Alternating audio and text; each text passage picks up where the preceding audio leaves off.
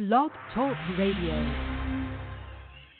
Best-selling and award-winning author of true crime and crime fiction, Yvonne Mason is back with a brand new book, The Pink Canary, a book that delves into the life of a drag queen and a marvelous whodunit. You can find this and all of Yvonne's other works on Amazon.com or find Yvonne Mason on Facebook and Twitter.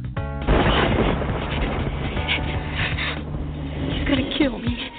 Buy your copy of Pink Canary now.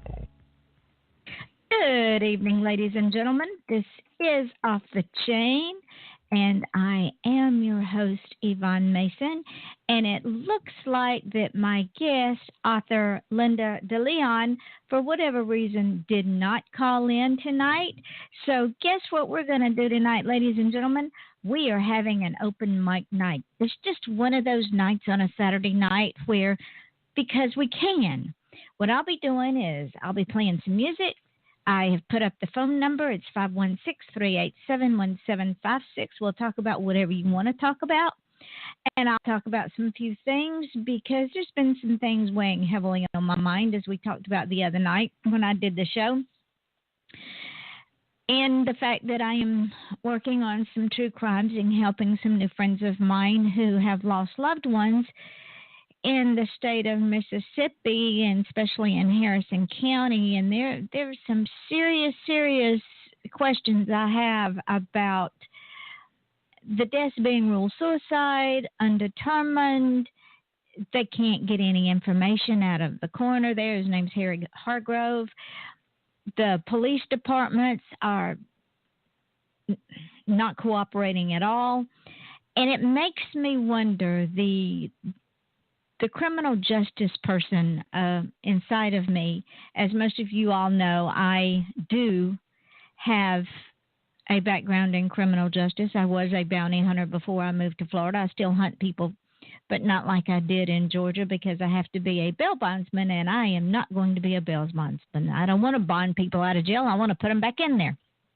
So when I get these stories from these families who have lost loved ones in Harrison County, and I'm hearing the same thing from each one, and these people didn't even know each other. They just hooked up after they all had a common theme, and the theme was they lost loved ones in Harrison County, Mississippi, which is right on the Gulf. Those of y'all who know the Gulf know it's Biloxi, Gulfport, and Pass Christian. Time that one of these victims died, the coroner came back and said, oh, it was suicide. Oh, it was suicide. Oh, it was suicide. Well, please, people, you can't have that many damn suicides in one city. It just doesn't work that way. And when you don't work a crime scene like it's supposed to be worked, and you walk in and walk out and say, oh, it's suicide, let me tell you what. Anybody worth their salt in law enforcement, in crime scene investigation, hell, even in the damn coroner's office, anybody who is worth their salt works the scene like it is a crime until said time that it is proven otherwise. And the definition of a suicide is it is illegal to commit suicide. The only problem is there's nobody to prosecute because the person is no longer living. So it is considered a homicide. So you work the scene like a homicide. You start from the exterior and you make a grid. You send out people to interview people. You look for physical evidence on the exterior before you ever go inside to work the interior. You take so many damn photographs that you want to throw up. You not only take photographs, you take video. You don't let people just wander around in the crime scene and contaminate it. Doesn't work that way. You don't draw conclusions, especially with a gunshot victim, until you've done a full autopsy, because there's evidence in the body. The dead do speak to us, ladies and gentlemen. They really do. I'm telling you, you just have to listen. So let's see who's on the phone. Hello, this is Yvonne. May I help you? Hey, Yvonne, this is Phyllis. How are you? I'm fine, baby. How are you? I'm hanging in. Got to be tough, as they say. That is so true. I That is feel so like true. I'm fading fast. Well, no, you're not fading fast. We're just getting started, honey. Ladies and gentlemen, this is Phyllis Cook. She is one of the victims' families that I was talking about. And when a coroner signs a death certificate, in Phyllis's case, when the coroner signs her brother's death certificate that he killed himself with a .410 shotgun, but there's no evidence of the .410 shotgun, no shell casings, no bullet fragments, no expelled bullet out of the shell casing, that's a problem. Because what he did is he took someone else's statement that it was a .410. Well, the investigator in me says, show me the evidence. Because if that were to ever get to court, there's no way in hell anybody would be prosecuted and convicted because there's no evidence. You cannot take it on the word of someone else that, oh, he killed himself with a .410, but I don't know where the gun is because it's not here. That duck does not hunt. It doesn't work that way, ladies and gentlemen. And this is just one of the 4 cases that these wonderful people gave to me. And it's like I told them, we may never, ever, ever get it back into a court of law, but these victims and their families will have justice through their stories that are going to be told in the books, because I'm telling you, it's the tip of the iceberg. And the more, it's like I said on my Facebook post, the more I dig, the worse it gets. So, Phyllis, I know under the law you are entitled, and I posted that in our group page, you are entitled to all information that has to do with your brother and your father. Under the law, they have to give it to you. They can stonewall you, but you file subpoenas and you get whatever information they have, and they will lie and tell you they don't have it. But when they have a subpoena, but with a subpoena, they have to provide it. Now, I know in your brother's case, they said, well, Hurricane Katrina destroyed all the records. I'm sorry, but that dog doesn't hunt either. No, you're right. Because, they told me I called for 36 years. I knew it was Jeffrey Bass. He was the only one listed in the obituary. And I'm not saying alleged. I did say alleged. And I guess for legal purposes, you have to say alleged or, it's my personal opinion. So I will say alleged in my personal opinion, but I'll also say it's my personal knowledge that Jeffrey Dennis Bass was the only one with my brother at the time he was shot, along with a girl named Kathy that we never was able to obtain her last name. The night before my brother was killed, the night before my brother was buried, this little girl calls. And she's screaming and crying, and she's saying, he killed him. But we never found out her last name. So for 36 years, I know that Gulfport Sheriff's Department, and I'm saying the Sheriff's Department for a special reason, but Gulfport Sheriff's Department would tell me, we're working on it, ma'am, we'll get back with you, or someone will call you back. They never sent me anything. I realize now why is because in 2013, I found out it was due to the fact of the corruption with the Dixie Mafia and the involvement with the Harrison County Sheriff's Department and most of any judicial system in the Gulfport area. Whether it be the DA, the police, the sheriff, and it's public knowledge. This is not something that I'm making a false accusation or a slanderous accusation against anyone. This is public knowledge. That, the thing is, Phyllis, we all, those of us that have the background that I have, and the background that my husband has, and the background of the gentleman that will be here Monday to go over the information that I have so far that you sent me,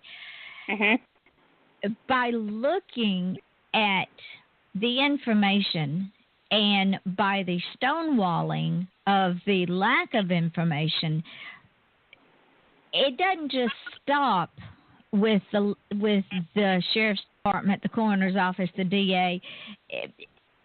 And from the people that I've talked to that have also lost people in that county, it goes all the way up the ladder. There is palm handing from one to the other, and it goes all the way up higher than just the local boys. You're right.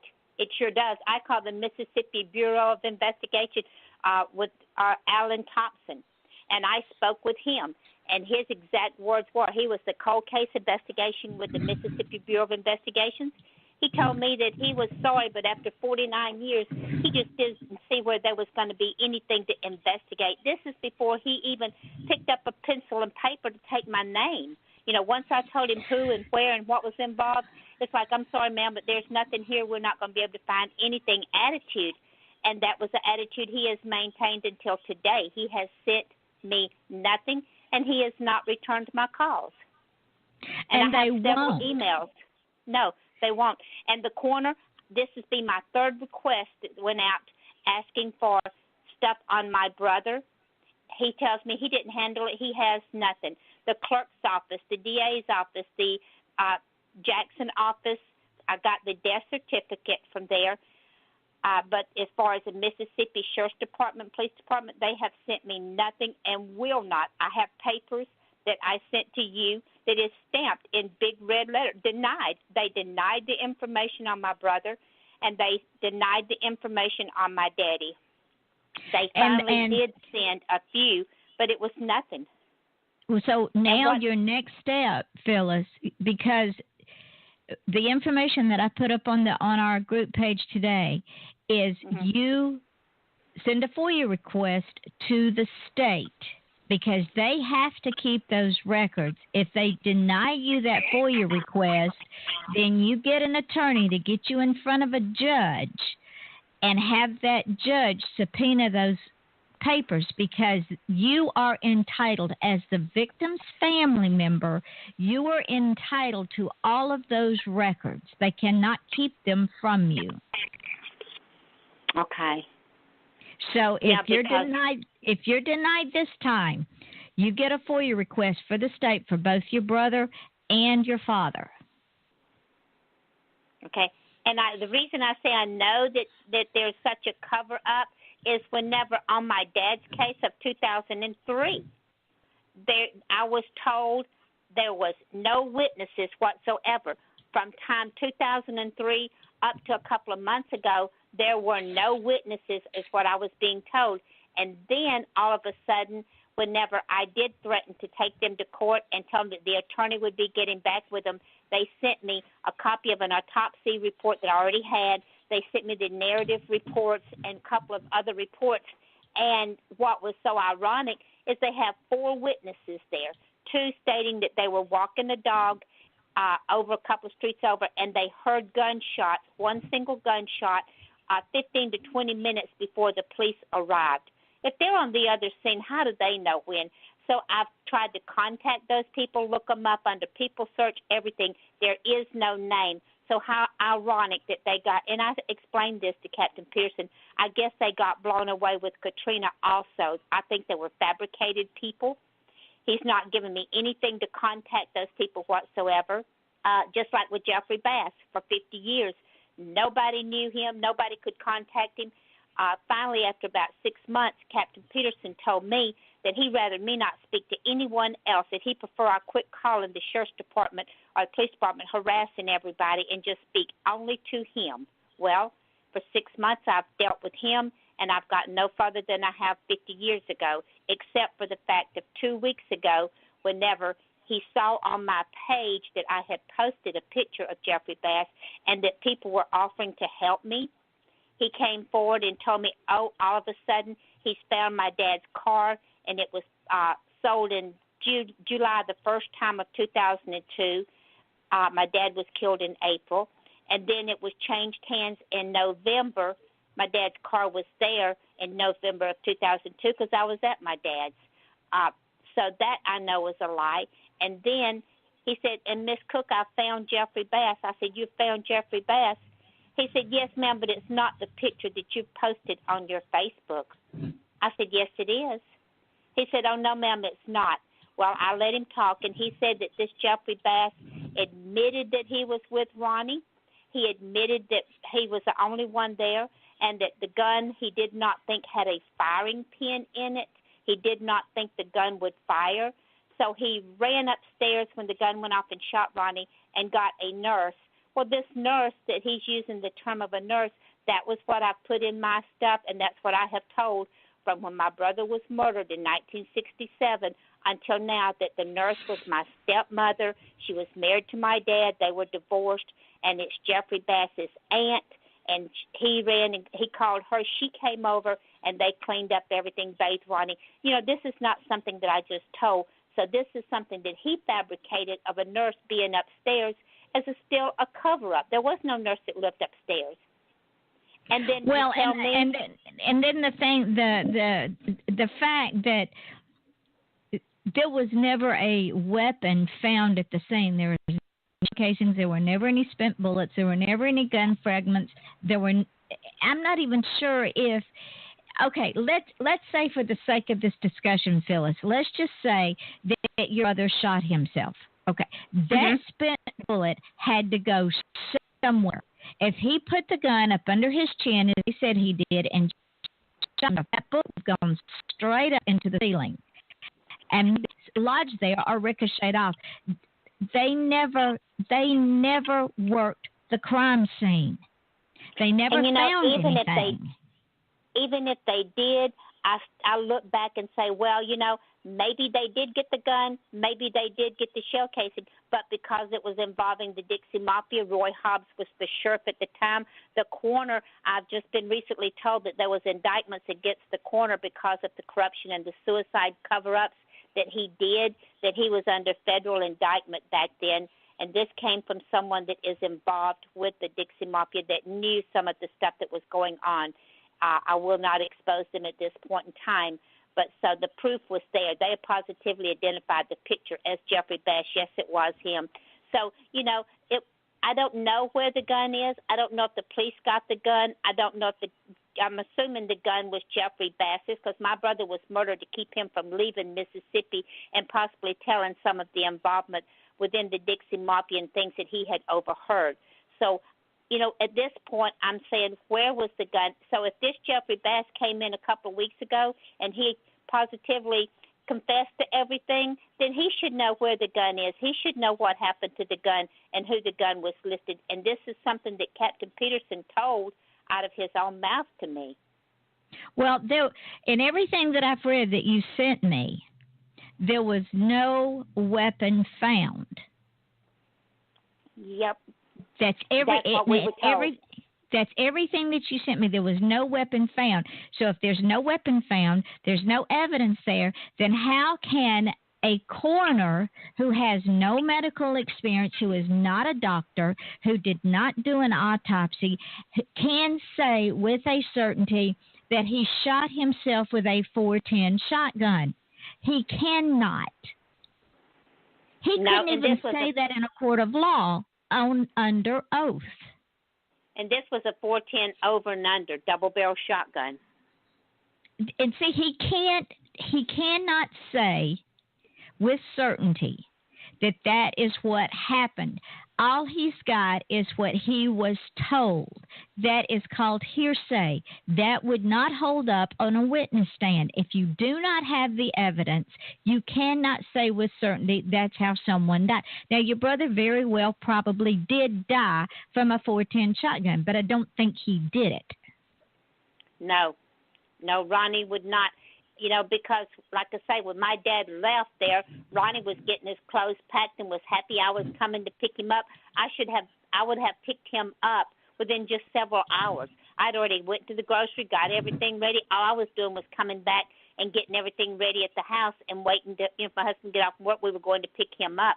So, you know, Ronnie was happy he was coming to stay with me. My daddy was happy that he was getting Ronnie out of Mississippi and away from the corruption. Well, they made sure he didn't leave. So the question begs to be answered is, did he tell someone that he was coming to your house? Who did he tell? When did he tell them? Well, he told Jeffrey Bass and them. They were there at the house when my daddy left. They were all there. Ronnie, Jeffrey, all of them were there at the house when Daddy took Ronnie's clothes and Ronnie was getting packed. They knew about it the day before because I had called the day before, and Daddy had already told Ronnie the day before. So then Daddy went back over there that day that I was to pick him up and took him some money and some clothes. So when I got there, he would be ready to go. So they knew. They knew for 2 days Ronnie was leaving. They being Jeffrey Bass and the alleged girlfriend. Yes, and then whoever else that was around. I don't know. I was not there, so I can't say how many people would have known. But I know that those two did. Okay, well, all right, let's take this scenario. When your father went and told Ronnie on the 25th that you were coming on the 26th to pick him up, Bass was there on the 25th, allegedly. Bass had the opportunity to go and tell someone else that your brother was getting ready to leave. Now, that begs the question, what did they think that your brother knew? Well, due to the fact that I have found pictures of my dad sitting at his kitchen table playing cards with Mike Gillick, Bobby Joe Fabian, Carl Douglas, who is Towhead White, and Bill Rhodes, which I knew him as Pete Rhodes, all those at the table, then I know that my dad was associated with card playing and the gambling part of it because they were all at the house. Well, my brother living with my dad up until just a month or two before he was killed, I'm sure he's heard in quite a bit. I'm sure he has heard. And then being associated with Jeffrey Bass, and Jeffrey Bass being a known member confirmed by the police department of Adam Cooper that he was a Dixie Mafia member. I don't know what my brother heard or what the year and a half that my brother was there, what he knew, or even to the point of, I guess, to go ahead and be honest, say, I don't know what he was involved in. I don't know if, I don't think he was, but of course that would be me as a sister, my personal opinion. But then I had not heard anything, and nobody has come back and implicated him as being in trouble or being involved in anything or, knowing other than being a victim of association. Would it have been possible that, now, ladies and gentlemen, for those of y'all who do not know who the Dixie Mafia are, the Dixie Mafia was and still is a loose-knit organization that runs the gambling casinos in Biloxi and in Gulfport and on into Louisiana, and they stretch into Texas. They're also in Chattooga County, Georgia. Yes, I've done my homework. They wanted to be like the boys out of New York, New Jersey, and up in that area. They wanted to be the mafia. So a bunch of ragtag men, good old boys, as we say in the South, homegrown, and they wanted to run the counties in which they lived in and the surrounding counties. So what they did, Gillick set up strip joints, set up gambling casinos, rousted the business people, I'm sure, for hush money and protection money, bought off the local law enforcement, bought off the local politicians, bought off anybody they could to keep them in their pockets, even had some lawyers in their pockets and some judges. So Phyllis's father was a bailiff for Judge Sherry, was a bailiff for Judge Sherry, which was a local judge in that county. Judge Sherry and his wife were executed. That's another story within itself. They were executed in 1987. From 1980, and this was after Ronnie was executed, and we're going to go with that theory, in 1967. So that was a 20-year difference between the time Phyllis's brother Ronnie was killed and Judge Sherry and his wife was killed. And then 20 years later, Sherry's father was killed. So it begs to, and Ronnie was only 17 years old. He was a young teenager, and whether Sherry's father was just on the fringe, whether Jeffrey Bass was just on the fringe, whatever Ronnie saw or heard, they apparently didn't want it to get out. So when they found out that Ronnie was leaving, they wanted to make it look like a suicide.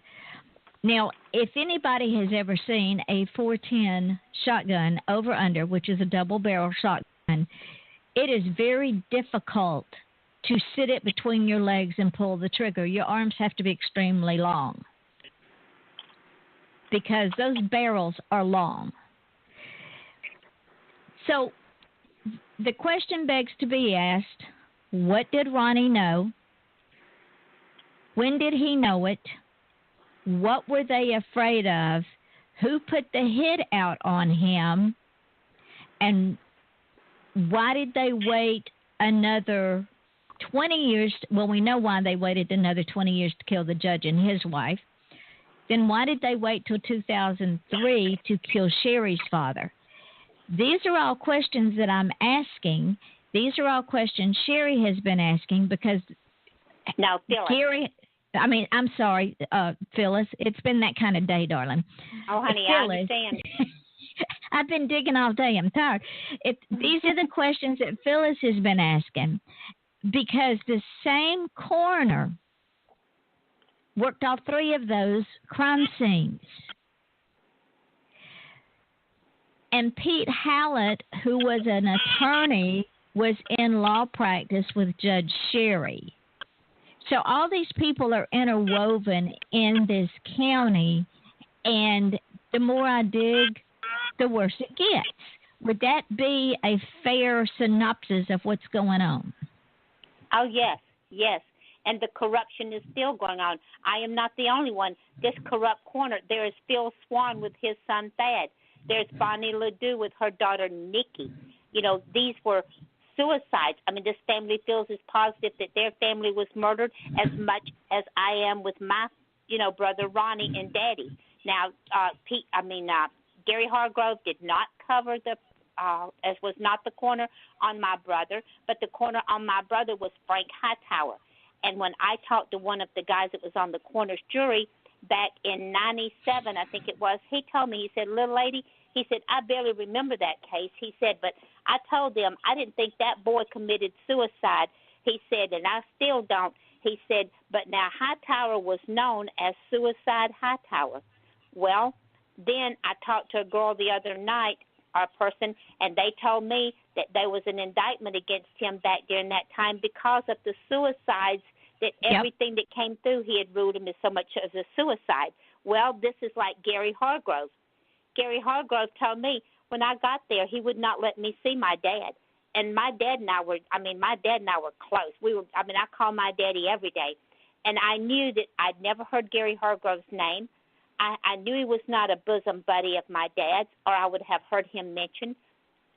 And he tells me he wouldn't never let me see my dad's body. And when I got to the funeral home. So he told me that my dad had committed suicide. And then he told me when my dad was going to jail for writing bad checks and for gambling expense and all, my dad didn't write bad checks. I kept my dad's checkbook and stuff and paid his bills. I knew this was a lie. Well, I called the judge that my daddy worked for. And when I did, he said, honey, who told you this? I was just a-crying. And I said, Gary Hargrove. And I said, he told me that my dad was going to jail for writing bad checks, that he had done and sold and pawned everything in his house of any value. And I thought, well, how, as a coroner, would he know this? Well, most of the stuff was gone out of my dad's house. And now I cannot get a bank statement. There was so much of the stuff gone. My dad kept a big metal box that had the house papers and his car titles and everything in. Well, when he would come visit with us, first thing Daddy would do is throw that metal box in the trunk of the car, and he would keep it so in case anything happened, he had all these important papers. That box was never found. That's how I feel like they stole the car. And Gary Hargrove, I'm saying, how as a coroner would he know what was in my dad's house, what had been stolen or gotten rid of, or what my dad was doing? He was only the coroner. What was he even doing in my dad's house and stuff? My dad had never mentioned him. Those are all excellent questions because somebody knew, and somebody was telling somebody who was telling him, unless they were telling him themselves, or your father had been in that house. No, I mean, the attorney, not your father, but Hargrove had been in that house. Yeah. The coroner, but there was an attorney friend of my dad's, and now that I look back, everything makes sense and everything falls in place. His name was Roy Strickland. And Roy Strickland and my dad had been buddies for as long as I could remember. I mean, way back in the 70s and 80s, I'd call, and Daddy and Roy Strickland were either going to the AA clubs, or they was going over to Wiggins to play poker, or they was going to the casino. Roy had even been to my house several times. In 2002, my daddy had a kidney removed for cancer. I think it was his left kidney. And Roy Strickland called, and one night he was just asking, he said, well, Dan's not talking all goofy and saying crazy things, is he, honey? I said, Roy, you know Daddy. I said, Daddy always says crazy stuff.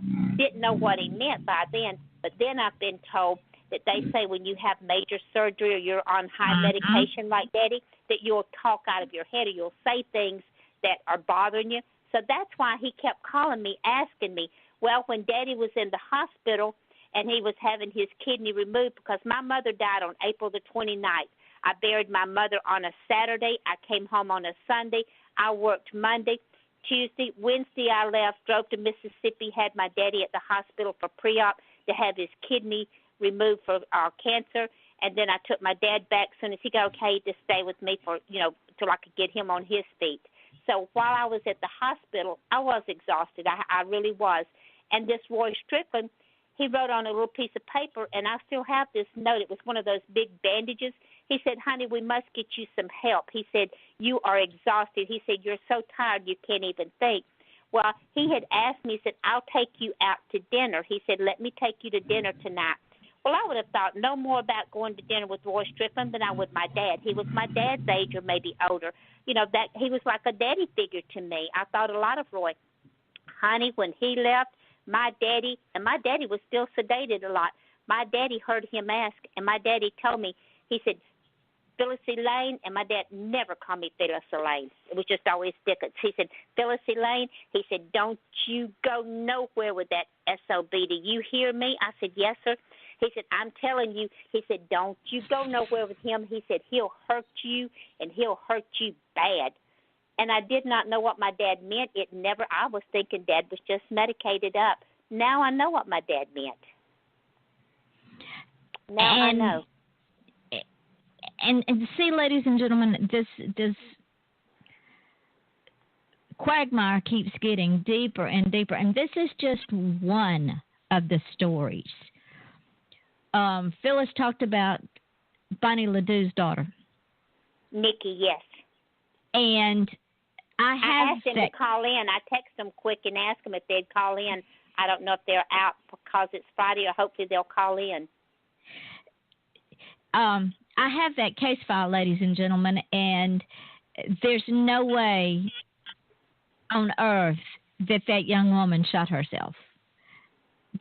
Looking at the few crime scene photos that they took, it took them an hour and a half to determine it was suicide. There's no way she killed herself. She couldn't have. If she did, she's a better contortionist than I ever thought about being.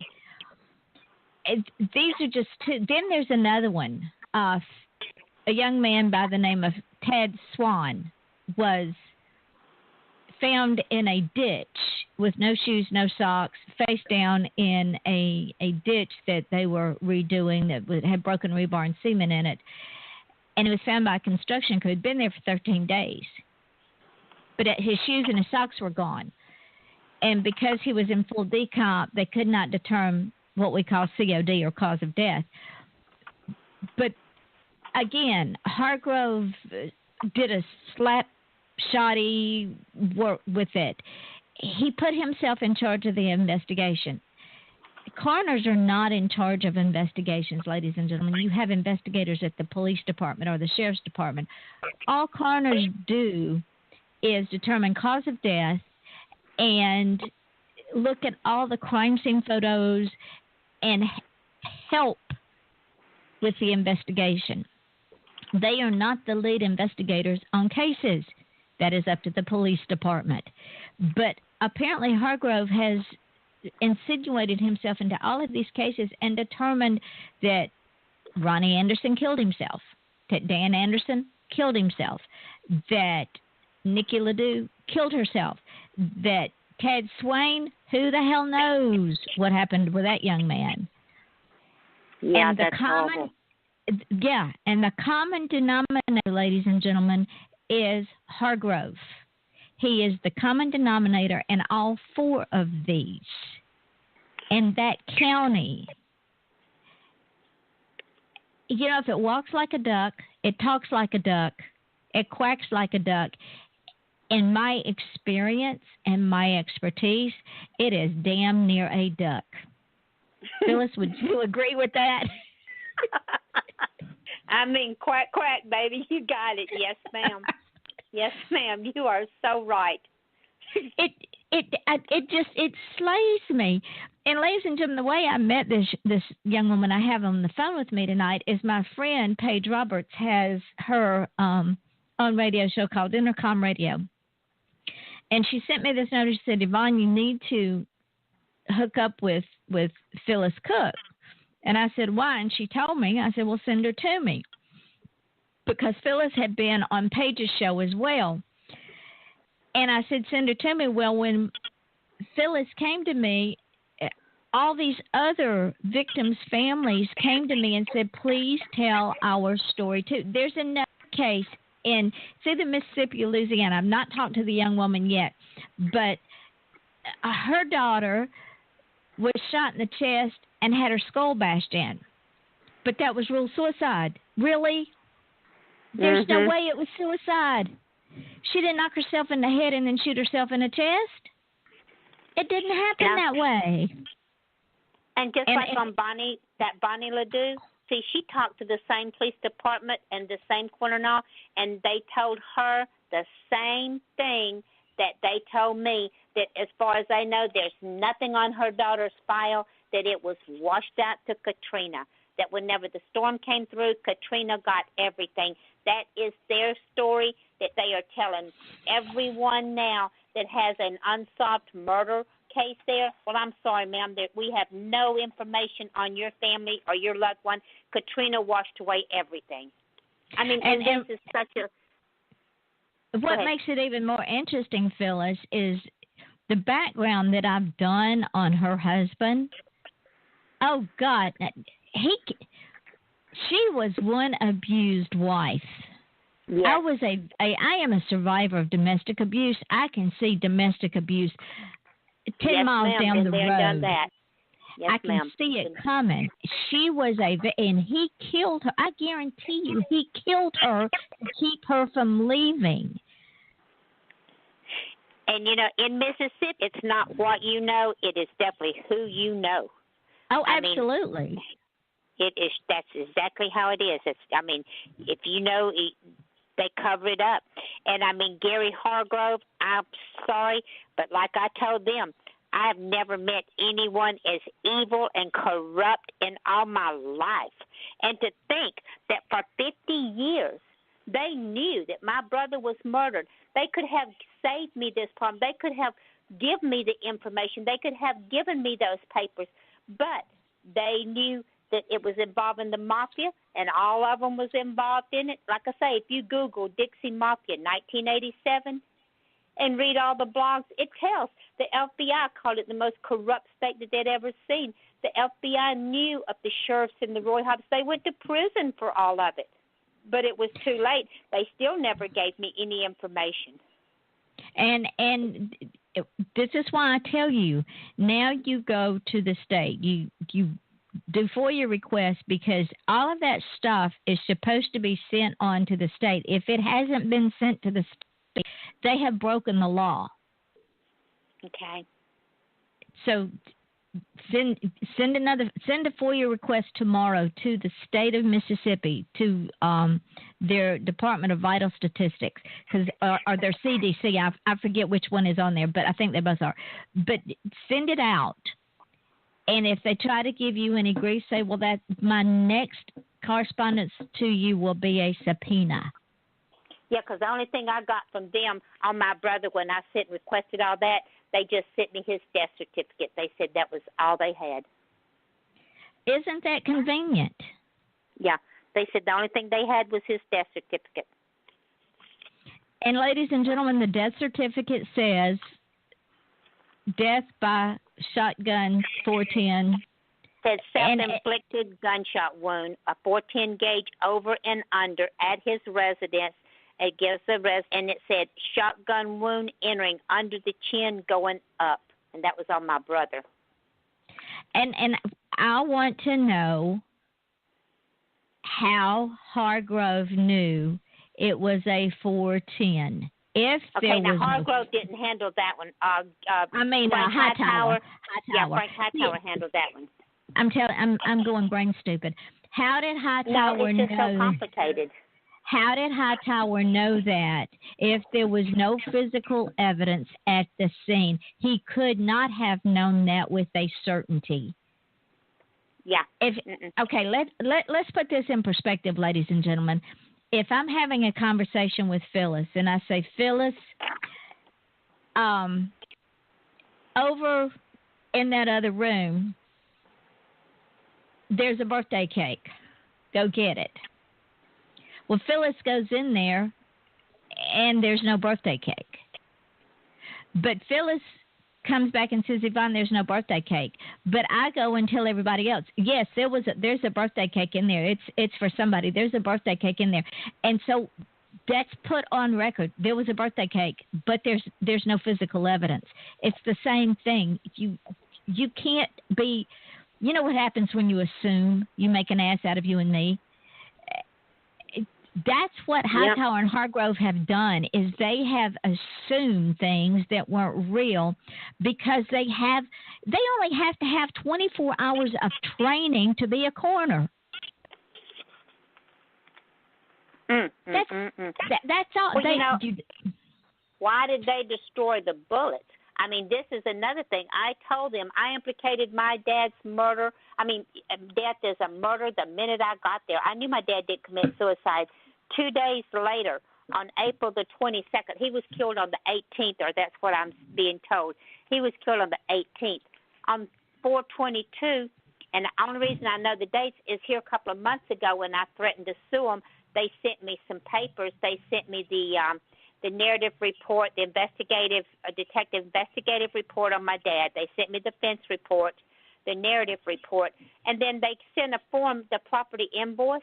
It has 3 names on there, the bottom one being mine. And I kept looking at that handwriting, and I'm thinking, I've never seen this form. And now the 2 police officers that are dated give a badge number of 77 and then I guess a badge number of 4722 or whatever. But anyway, it says they're dated 4/22 of 03. It's 2 days after my dad was murdered. And then on the bottom, it's got Phyllis Cook, and I kept looking. I remember I had sent a lot of papers to them requesting information and stuff, so they had my signature. Someone signed this, and it's signed so close to me that, I knew someone had forged my name to the bottom of this paper, and it says that the shell casings and the bullets were destroyed. They were destroyed 2 days after my daddy's death. Him, a police officer, a lieutenant within the sheriff's department. See, and that brings up another point, because under the color of the blue line, as a general rule, cops will not stop until they figure out what happened, especially to one of their own. And 2 days later, they destroyed the evidence. Why? Who's on the take in that police department? You got it. Also, it states down here, on April the 22nd, 2003, Dan Anderson's daughter, a white female, Phyllis Cook, who resides in Georgia, traveled to the Gulfport Police Detective Division and met with Detective Lieutenant Brown concerning this matter. Cook afforded Lieutenant Brown the opportunity to view a living will of Dan Anderson, which indicated Phyllis Cook to be the heir. The only person that knew about that will was Roy Strickland, my dad's attorney. I did not carry a will with me when I went. I got a call around 12:30, 1 o'clock in the morning telling me my dad had committed suicide. I was in a cast with my penny lying down with just my toes sticking out, on crutches, had just had major surgery, was still doped up, not even supposed to be other than just walking to the bathroom and back to the bed, not even to be up. So I had to go tell my kids and grandkids what had happened. I leave for Gulfport right then. I barely grabbed some clothes. I don't even think I had two things that matched. I just grabbed some clothes and threw them in a suitcase and out the door. You know, we drove to Gulfport. We got there early that morning. So a will was the last thing that I had ever even thought of. A will was never taken back until I sold my dad's house 5 or 6 months later or whatever. I had to have the will for that. But, you know, that was a lie. I knew that was a lie. And this attorney friend of my dad's, as I was going through some papers, I know he was involved in with the mafia bad, and now everything proves. I found in February of 2003, before my dad was killed, April the 18th, someone had cashed out my dad's life insurance policy. They had left two little policies of $3,000 each, which I helped use to bury him. Was not even enough to get him buried, but the big policy, it was cashed out. And who cashed it out? It was forged. The name was forged by Dad, but it was by Roy Strickland. And I've had people, professional people, identify the signature as not my dad's signature. The signatures, I am working with Robert Wells, with VAMPS, Victim of Homicide and Missing Murder People. He is helping with this, and his investigator there have confirmed that that was not my dad's signature. I've been working with Robert Wells and them for over a year now, almost a year now, and they're helping with this case.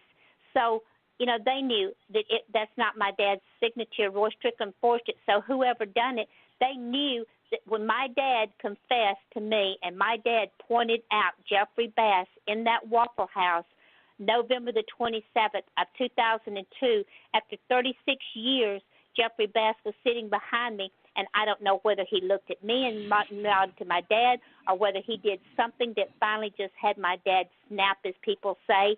But for some reason, after 36 years, when Jeffrey, my dad mumbled SOB, and the guy finally got up and left, well, when he left that Waffle House, my dad waited till he got far enough away that he knew I couldn't get up and go catch him. And my dad looked at me and he said, "Do you know who that was?" And I said, "No, Daddy, but I know you don't like him." First time now in 36 years, my dad looked at me and he said, "That's Jeffrey Bass." Said, "That's the old boy that killed Ronnie." Well, this was November the 27th of 2002. 4 months later, April the 18th, my dad was gunned down in his driveway, shot in the head just like my brother. Case ruled as a suicide. Well, they said his car was gone. His Masonic, my dad was a 33-degree Mason shrine, everything. All this jewelry, his watch, everything, nice jewelry stuff. It was all gone. All the crystal, the china, the valuable things out of the house, all of them gone. His car was sold.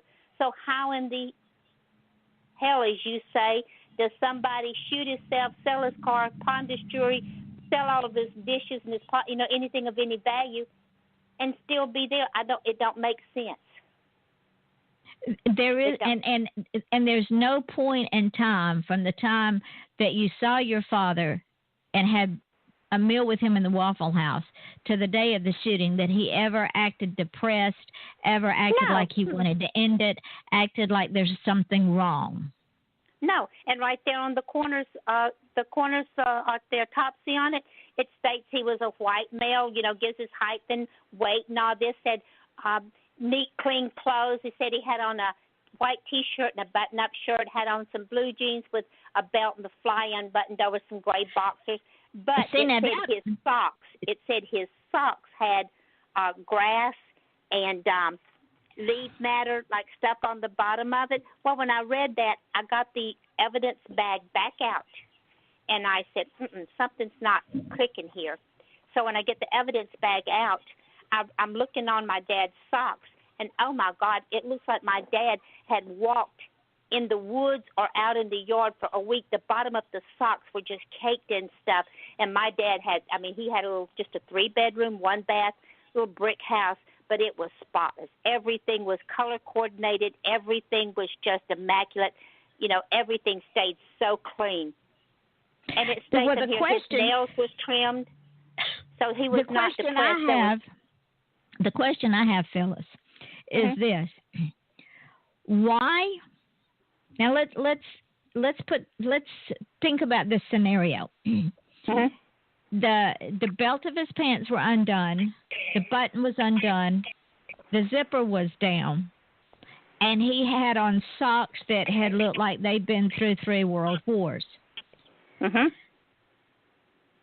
Why? Now there's 2 or 3 scenarios. One, he was asleep, but why would he take the time to have a button-up shirt on? He was asleep, he heard something, jumped up, threw his clothes on, and maybe he had his socks on, maybe he had his shoes off, so he runs outside to walk the perimeter. 2, he is asleep in the house. Someone comes in, he is forced to dress, and for whatever reason is walked through God's green acres without his shoes. Maybe they got scared as he was putting his shoes on and said, just come on and forget the shoes. Why would a man who was neat, he was clean shaven, his hair was neat, his nails were neat, his clothes were neat, his house were neat, why would he go outside in the front driveway in front of everybody and God and shoot himself? Okay, now the way, and I've thought about this, and knowing my dad, knowing the incidents and the things that have taken place up to bring up to the point of where he was murdered, I do not think, and I think that is one of the reasons that my dad, the bullets and the shell casings they destroyed, for the simple fact is, I told them my dad did not shoot himself with that gun. That gun was not what was used.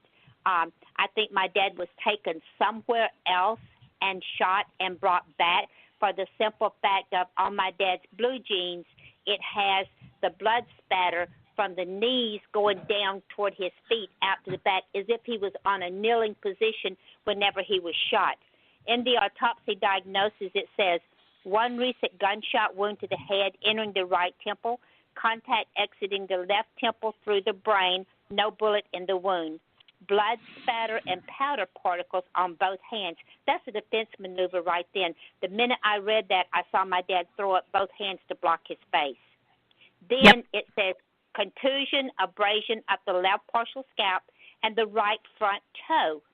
Okay, if my dad had on his socks and everything white and he had shot himself and just fallen down or straight down or either to the side, why would he have contusions on his feet with his socks on there unless he was drugged somewhere?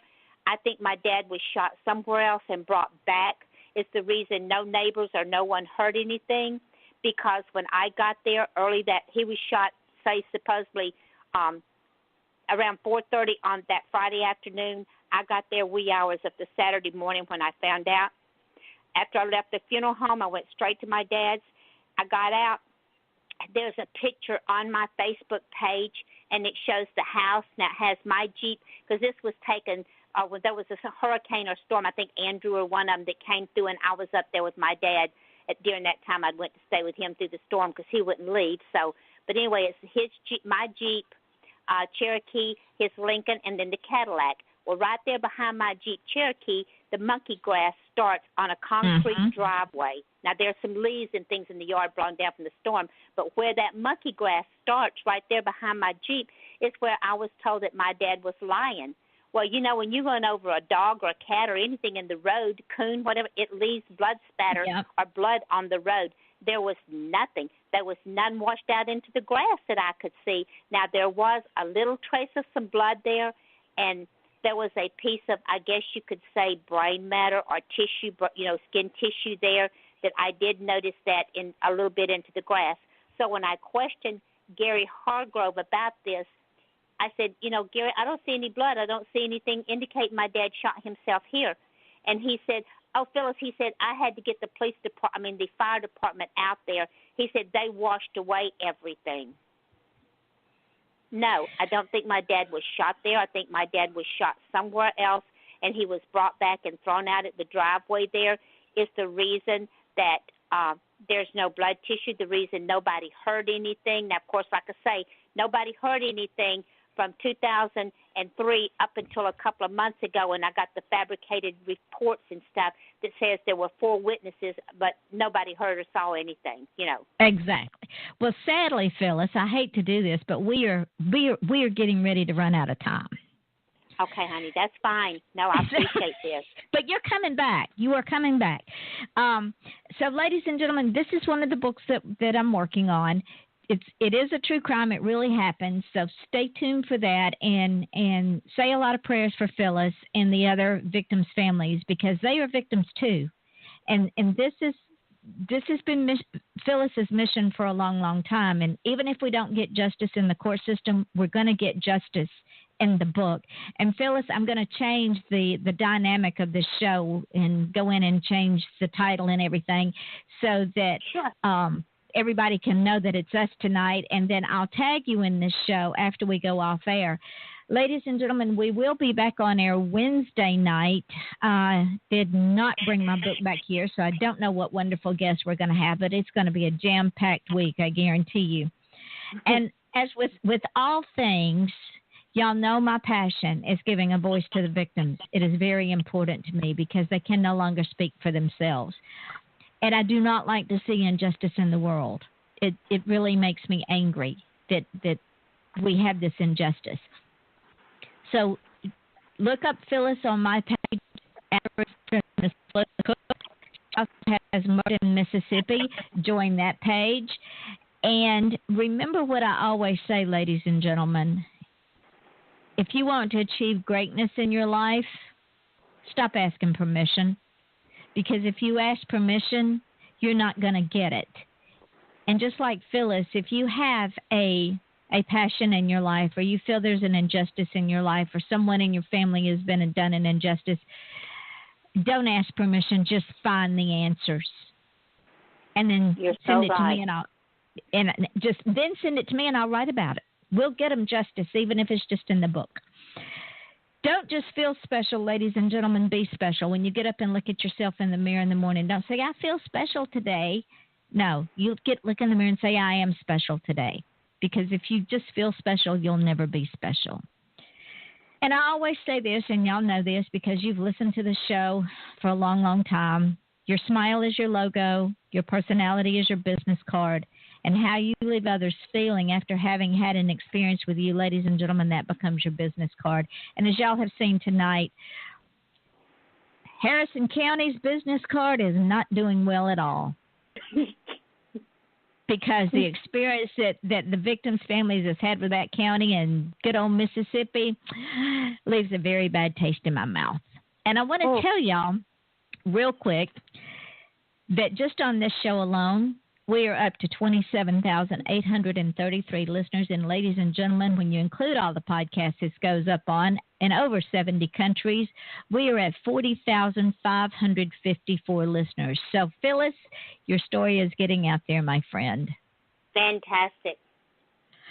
And thank you, my darling, for calling in and for stepping in since my guest, for whatever reason, didn't show up tonight. And get me the rest of your stuff. And you know that this show will be going up on SoundCloud, Mixcloud, Spreaker, iTunes, TuneIn Radio, FM.com, Podcast Garden, Podcast.com, and several others that I don't even know about. And this is fantastic. And like I say, Mississippi, Murdered in Mississippi is just the title, but the story and my pain is real. Absolutely. And with your permission, that's what I want to title the book, is Murdered in Mississippi. That is fantastic. Okay, y'all heard it first. Absolutely. So, ladies and gentlemen, that is the title of the book. It's called Murdered in Mississippi, and it will be coming out probably next year, if I can get it done this year. But y'all know when I write true crime, I take my time because I don't say anything but the facts. So thank you, my darling Phyllis, for calling in and being a wonderful guest and telling your story, and we're going to keep telling the story. So, ladies and gentlemen, join us on Wednesday night at 8 o'clock Eastern Daylight Time. I am your host, Yvonne Mason, with my guest, Phyllis Cook. And we will return with Off the Chain on Wednesday night, 8 o'clock Eastern Daylight Time. Join us. Learn things. Good night, everyone. Thanks. You are welcome, my darling. And hang on just a minute when the show goes dark. Hold on. Go ahead. Okay. The show is now dark, but anything we say, of course, is going up in the archives. But I'm going to change out the synopsis of the show and the title of the show. And as soon as it goes up in archives, which should be in just a little while, I'll put it on Facebook and tag you in it. Then tomorrow, when I put it up on the 5 podcasts, I'll put those links up and tag you in it and put it everywhere. Great. Fantastic. And there's so much more. Like I say, once I get the rest of the autopsy reports and all this stuff next week or whatever they'll send me, then we'll go from there. But I'm going to sit down and try to do a story do it just on Ronnie first so I won't confuse you, about how he grew up and the things that happened and everything that I can think of up to his murder there. And then I'll do the same with Daddy. Okay. Sounds good to me, honey. Honey, you have a good night. You too. Talk to you later, darling. Okay, thanks. Bye-bye.